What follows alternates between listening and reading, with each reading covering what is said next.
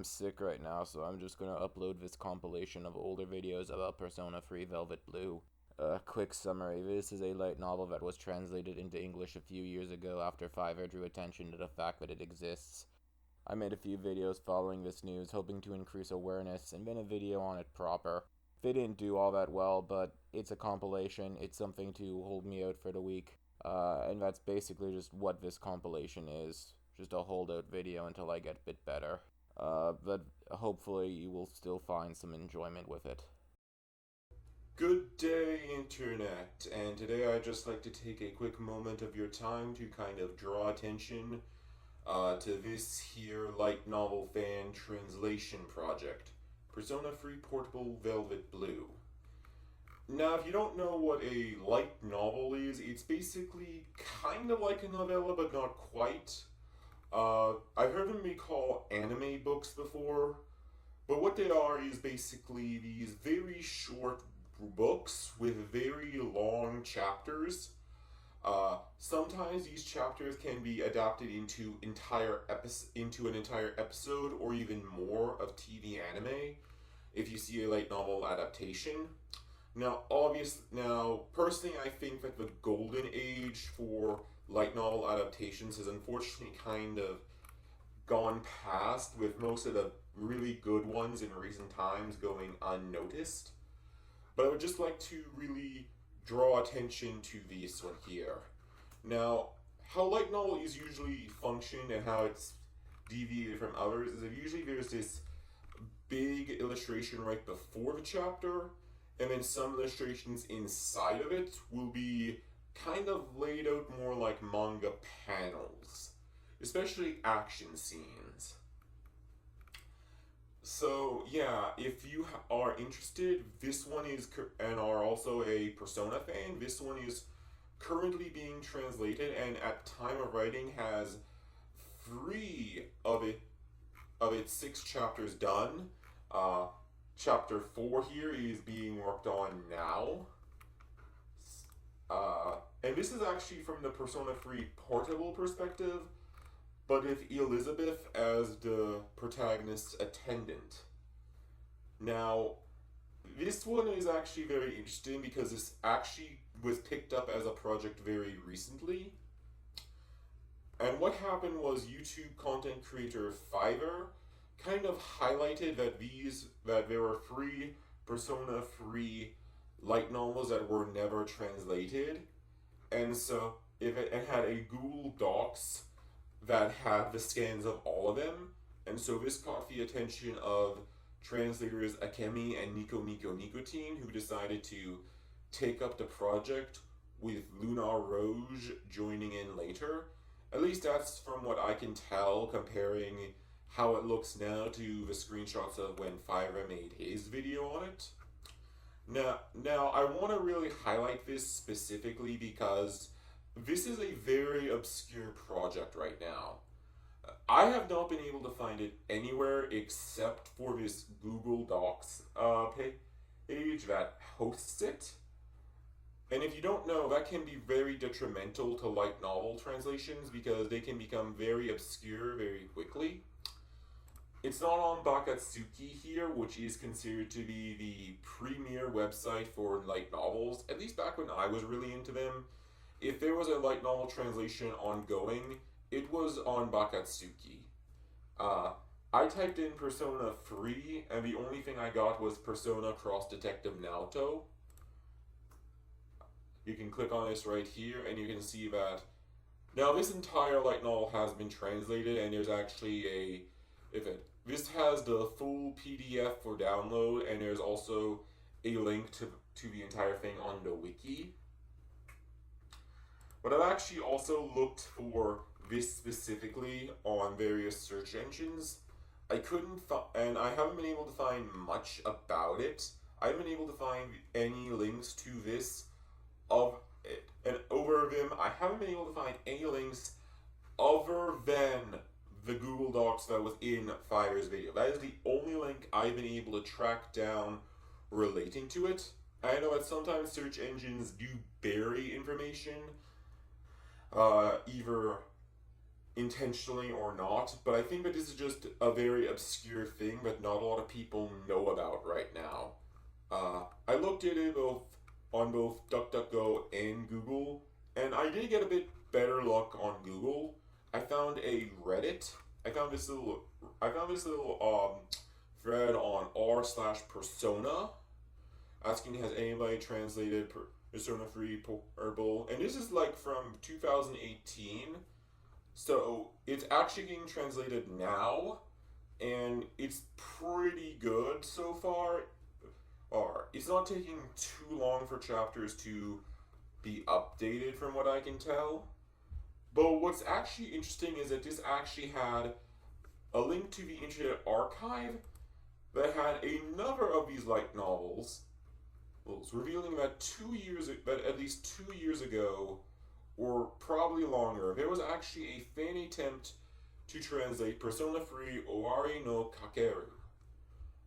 But only the first chapter seems to have been either preserved or translated. See, this is the entire first chapter off of it. So, if going back up here, if you go to this, you will get this, which is basically the Internet Archive's reader for PDFs and stuff.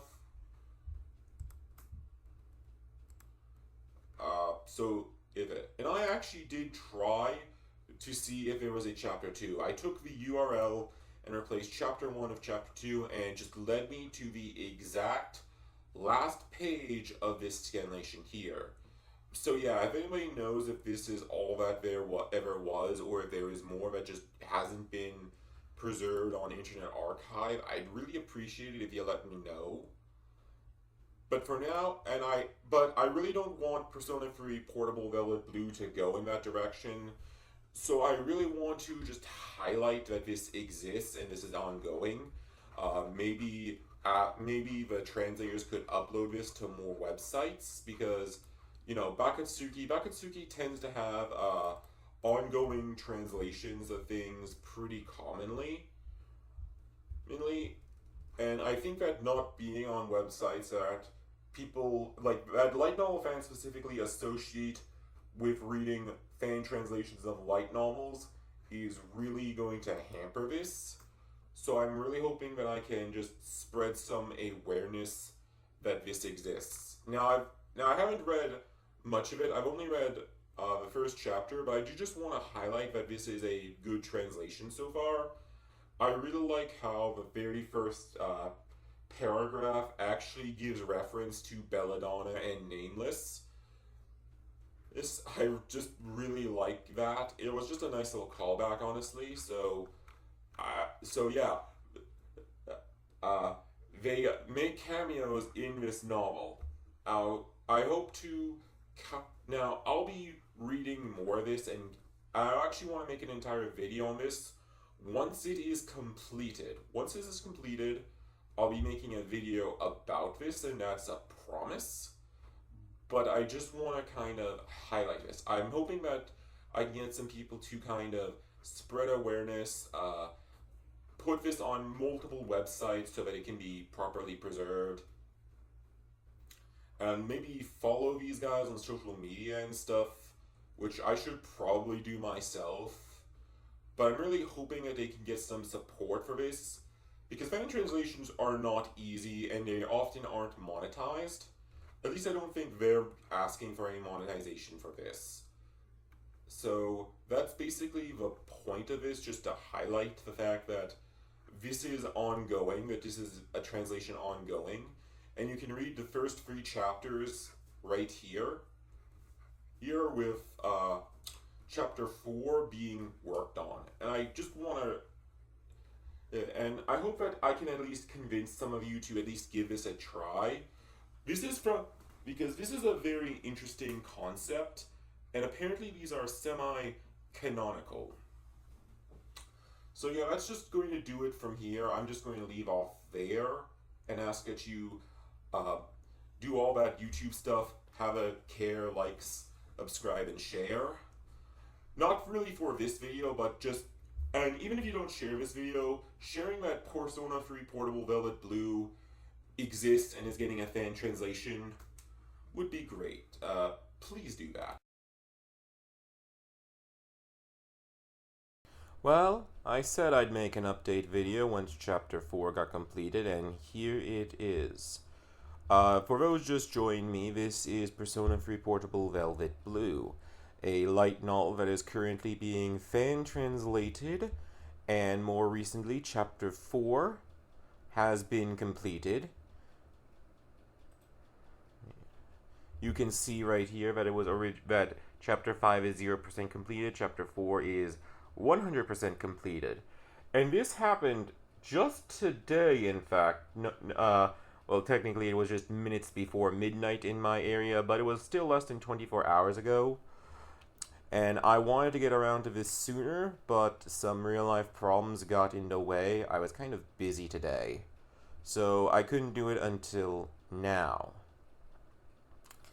I also said that I would get to reading this before Chapter 4 was done, but that didn't happen.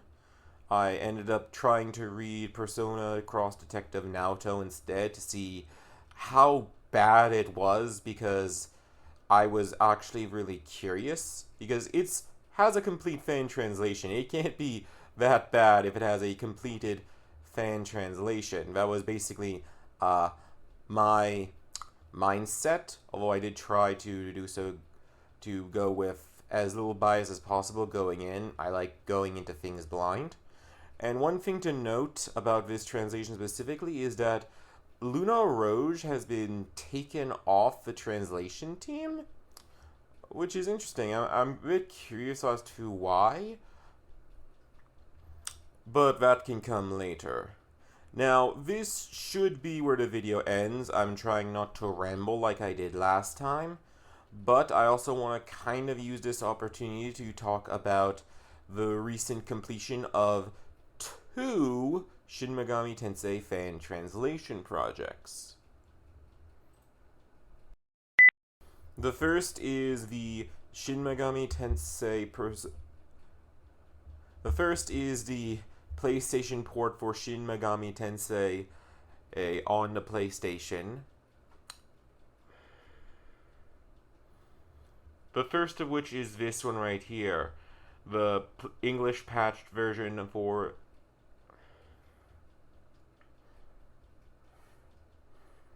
the first of which is Shin Megami Tensei 1 for the PlayStation. This has now been fully fan translated. All of the items, all of the dialogue options. And now I'm really interested in playing this version, because I really had a bad time. A lot of bad luck more with the Super Famicom version because of all of the bugs that's in it. I remember the one that really kind of broke my heart the most was when a key item to progress the story didn't appear in my inventory because my inventory was full. I'm sure that some people know what that is. And so rather than restart, I just decided to put it on hold for the time being and come back to it. But now that this version is up and at 'em, I think I might do this version instead, because I don't really like having to religiously follow a guide just to avoid bugs. Now, because this is a PlayStation port, that also means that the PSP eBoot is also available. Now, if you don't know what an eBoot is, it's basically an emulator on the PSP to play PlayStation 1 games. Here's a thing on the video game emulation wiki about it. I'll leave this in the description. But it basically just lets you play games on your PSP or the PSP emulator. And finally, the second one that I would want to talk about is one that's been heavily requested for many years now, the PSP port of Persona 2 Eternal Punishment. Now, I hated Persona 1. It was easily one of the worst experiences I've had in this franchise, but I've heard a lot of good things about Persona 2. And while Persona 2 Innocent Sin has been available for years, because it was an official translation, for whatever reason, Eternal Punishment would never got that treatment. And so I and a lot of others have just kind of passed on it at this point. But now this is completed, I am definitely going to give this a shot. I have more things I have to play first, or at least plan to play first, I should say. I really don't want to give absolutes. But yeah, this is what I'm going to. But yeah, this I'm going to do relatively soon. And for those wondering why they should play this version over the PS1 original, here's a guide on some basics. And also, the original PS1 version had some typos that's been recorded on the wiki.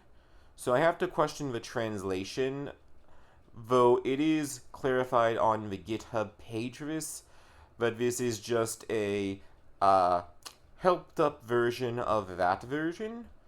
But this does support imported data. If you have completed Innocent Sin on PSP, then you can actually get some new dialogue options, carry over some equipment, and a few other things that are covered here. Again, a link to all of these things will be in the description. That's just going to be all for this video at present. I do highly recommend you check out all of these for yourself. I am still going to cover Persona 3 Portable Velvet Blue, and I am going to give updates as these chapters progress. Every time, once chapter 5 reaches 100%, I am going to update and I'm going to once again give an update video on that. And the same will happen with both chapter 6 and the afterword, because because the afterwards can be very insightful to the creation of visual novels. That's something I have learned from reading a lot of afterwards, and they're very interesting. And I also plan on making a video proper about this light novel once it's completed. I'm not sure if I'm not sure if I mentioned that last time, but that is my intention. I hope that everybody's had a good July and will have a good August. And that's all for me. See you next time. Well, this isn't how I expected my update to go, but somehow while I wasn't looking, the entire Persona 3 Portable Velvet Blue light novel has been fully translated. And I did not expect that. I only expected one chapter a month, given the pace that it was going. But I really have to hand it to the translators, Akemi and Nico Nicotine. Big thank you, by the way, for doing this in what feels like record time. Novels take a long time to translate, and I'm really impressed that this happened over the course of only a few months. So I'm really thankful, really want to give a shout out to them for doing this. And while I do know that there are light novels out there that get very fast translations, this one was still really fast, and I didn't expect it to go this fast. But yeah, at present, Chapter 5, Chapter 6, and the afterword have all been published. They are fully translated, available in English, on this Google Docs account. Unfortunately, it's still not on Bakatsuki, and searching websites, I still haven't been able to find it on other sites where it is typical to read manga. Here I've done a DuckDuckGo search, and I really would like to see this on more sites and have better rankings and search results. But yeah, I just wanted to make this quick update to let everybody know that this has happened. One thing that I do want to quickly mention that wasn't in the last update video was that the title cover and internal cover were added shortly after I made that update. I know that happened, and I do just want to clarify that real quick. So I guess that's another update. I suppose I could have made it then, but I didn't think it was substantial enough, so I held off on that. and now the entire thing was done while I wasn't paying attention. Oh well. Anyway, please give this a read. This is going to be the next read once I finish Naruto Cross Detective Naruto. Persona Cross Detective Naruto. I really love these illustrations, actually. I think more have been added, come to think of it. Yeah, this does look like a full translation with all of these things, the more I look at it. So, I guess I'll just wrap up here. Back in summer of 2022, I made update videos hoping to bring attention to an ongoing fan translation project for the Persona light novel Persona 3 Portable Velvet Blue, planning to make a video about it once it was finished, but just never got around to it. With the release of Persona 3 Reload, however, I feel that now is as good a time as any to actually get around to it, given that it will probably trend well with the ongoing Persona 3 traffic on this site. Before proceeding, however, I'd like to make a quick clarification that the poll for the February list of 6 has now concluded, and that video will be the next one after this video, so if you are interested in what potential uses for the color green can be worked into a Persona game based around the neutral alignment, akin to how Persona 3 and 5 take influence from the Law and Chaos alignments and their aesthetics, then please consider subscribing. Said video is a part of an ongoing series of speculative list videos where I speculate and recommend potential quirks and gimmicks to be in the inevitable Persona 6, such as the color and animal mascot. I didn't expect potential uses for the color green to be the winner, and I will warn you that given the rather obtuse nature of that topic, I'd recommend some of my other videos in that, for lack of a better term, series before it's released. Also be aware that I'm going to be spoiling not only the light novel, but also the game that it spawned off from, for the sake of detailing my opinions on. Proceed at your own understanding of this fact. And with that clarified, let's proceed with the video. Persona 3 Portable Velvet Blue can best be summarized, and in fact was so by the author in the novels afterward, as the daily lives of the three Velvet siblings Elizabeth, Theodore, and Margaret concurrently during the events of P3. The first chapter begins with Aigis battling Nick's avatar in late November, which is felt within the room by Elizabeth and Igor, with the remaining time spent between that and the inevitable arrival of Nick's proper. While the light novel features all three of the Velvet siblings, only Elizabeth and Theodore are given emphasis, whereas Margaret, the attendant for the P4 protagonist, exists within the narrative more so as a voice of reason between the bickering and uneven power dynamic of her siblings. Also, despite being a P3 portable tie-in, only Elizabeth can interact with the FEMC, who is the guest in this book's timeline despite it being Theo in Portable proper, while Theo does not even act like he does in Portable, but more akin to how I assume he acts in the Q games, where I'm told he acts more like a lovable goof rather than a gentleman. The Q games are amongst the only Persona games I have yet to play alongside the Arena Duology and P3 Dancing, so any nuance in broader canon and any references to these titles is unfortunately lost on me beyond an educated guess if any exist. These quirks together honestly make the book an interesting read from the perspective of a gimmicky what-if scenario of sorts alone, but nothing beyond this changes in the main game, and the book proper actually does little to roll with this premise. Previous events that have already happened in the game, such as most of Elizabeth's date requests, are mentioned in passing, but from the perspective of the attendant, adding a bit of flair to these retellings, but that's about the extent of what this book offers on that level, which is a bit disappointing. On the other hand, on the level of a slice of life with supernatural elements, the narrative fares quite a bit better and even plays a bit into the themes and aesthetics of Persona 3 proper. In an interview leading up to the release of Reload, the director Yamaguchi Takuya-san mentioned that when compared to the cast of P4 and 5, Cs were very individually driven within the narrative, calling the result an ensemble drama, and I feel like to a lesser extent this mindset is also at work within Velvet Blue. The daily life shenanigans of Theodore and Elizabeth are distinct and set a contrast to the other, one finding joy in raising a pet and the other discovering herself through interactions with the nameless FEMC. Chapter 4 is where I feel Velvet Blue begins to eke out an identity beyond its gimmicks, as this is where the more sinister nature of Theo's pet becomes more palpable, and when Elizabeth herself confronts the FEMC in the Monad depths, finding the answer to her own question.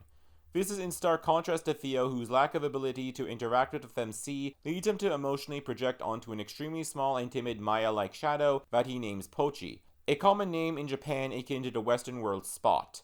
The shadow, however, is not what it seems, growing as Theo and Margaret feed and nurture it with the defeated remains of shadows. Its true identity, a dangerous god called Near Death, suspected by the translators in a footnote to be the main antagonist of a previous, yet-to-be-translated light novel, Owari no Kakeru. Pochi is a clear attempt to elaborate on the themes of Persona 3 via a contrast between Elizabeth's ability to form a genuine bond versus Theodore, who toxically projects affection onto a mass of malice. Shadows are fragments broken off from the ego and thus mere pieces of larger wholes, manifesting as suppressed malice in areas of supernatural power like Tartarus, and thus cannot truly return Theo's affections, even requesting to eat Theo proper in the second chapter, only to be talked out of it by him in a joking manner who does not take such a red flag seriously, even as Pochi eventually makes good on this promise by absorbing his power later on. I think this idea has some potential, and am reminded of an episode of Batman Beyond where this concept is tackled very well. When a nurse vents his frustrations in life and in doing so comes to project a sense of understanding between him and the supervillain Inc. This causes him to break her out, only to end up being betrayed because he was nothing but a useful pawn who only saw his own projections rather than the being that she was. In the end, and ironically, said nurse is disfigured, subject to the same hospitalization that Inc. was, and is now subject to another nurse projecting her own frustrations on him daily, the ordeal coming full circle. While the same pieces are there, the use of a pet specifically is somewhat contradicting to the premise, both in the factual, as most pets can feel love and affection towards their keepers, seeing them as something beyond a source of food and shelter, but as genuine members of a shared familial pack. Studies have literally been done that prove as much, and in the context of the Persona series. One member of SEES is Koromaru, a dog Persona user who wants to be acknowledged as an equal to the other members, rather than be seen as a useful commodity. They have to meet his needs and realize that they cannot project their own biases about him onto him, and realize that he is just as valid a member of the team as any of them. The lack of ability to make this distinction, and being a bit tone-deaf to the context of Koromaru, greatly dampens this plot point on a narrative level, especially with the passing mention of humans having pets to fill the void of legitimate bonds, which is the explanation for Margaret's resistance and Elizabeth's immunities to Pochi's influence versus Theodore's susceptibility. And this premise is just not true. One can have plenty of healthy relationships and still keep animals. It is not a one or another type of scenario like the book tries to imply to its detriment. While its themes might fall apart under scrutiny, I appreciate the attempt, don't feel offended in the botching of, and found the writing fine beyond this hiccup. In fact, if there is one aspect to this book that is worthy of praise, it is how it translated the lore and gameplay of Persona into the medium of a light novel. The author clearly knows how to write a dramatic fight scene and translate the mechanics of a JRPG into the text of a book. Not only are shadows faithfully depicted complete with strengths and weaknesses, but the author also takes into consideration how Persona's spells would impact these scenes, and how he can use them to make the book's action feel more clever, taking into consideration the afterbursts of spells like Maragidine and Megarudine, briefly immobilizing Near Death with icicles made from a Babufudine, and even having the attendants use one King Castle as a shield against an indiscriminate attack. Little touches like these help keep the action from feeling dull, and the act of reading more distinct than merely playing the game. All in all, I'd say that this is a fine light novel that could have been better, and definitely worth a read if you are a fan of the game. I myself find Persona 3 to be my least favorite of the mainline Persona games that I've played. It is a game with a lot of good pieces, even great ideas, like Koromaru and Aegis, as well as amongst the best presentation in the series with its unique cutscenes, but fumbles in a lot of areas that serve to its detriment. A stark contrast to P5, where I find there is more to love than to hate, even though I find its flaws more egregious, and P4, which I consider to be a masterpiece and is my favorite Persona game, but one where I find it visually the most lacking in the series when compared to what came before it. Largely affecting my opinions on P3, I can summarize this spin-off light novel as great ideas hampered by the sloppy execution of, but without the charm in its uniqueness, themes, and atmosphere to have an appeal beyond. And while it might be less sloppy, this also makes it somewhat less memorable as well. With your own experience with P3, you might find yourself liking or disliking the spin-off more than I did, given these parallels on both the meta and narrative level, but I'm pretty comfortable in saying that this was just an okay light novel. A somewhat poetic take, given that this is a spin-off to a game that I have more problems with than praise for. That is everything that I have to say about this light novel, and I'm actually a bit surprised I had so much to say about it at all. If this video does well, I will consider doing more light novel spin-offs of Persona, such as Persona Cross Detective Naoto, so like, comment, and subscribe if you are interested and or would like to make recommendations on what to talk about next time. On screen now is a recommendation video for if you are interested in my upcoming potential Persona 6 lists, and on the other is a video recommended to you by the algorithm. I'm finishing up the script for my next video, which I hope to get out next week, and thus would appreciate a subscribe if you are interested. Until next time, I am Bilal-kun. I hope everybody has a good rest of the week, and I will see you next time. Thank you for watching this compilation. Hopefully next week I will be well enough to make a much better video. I don't really feel like rambling, so YouTube recommendations are on screen right now, and have a good week.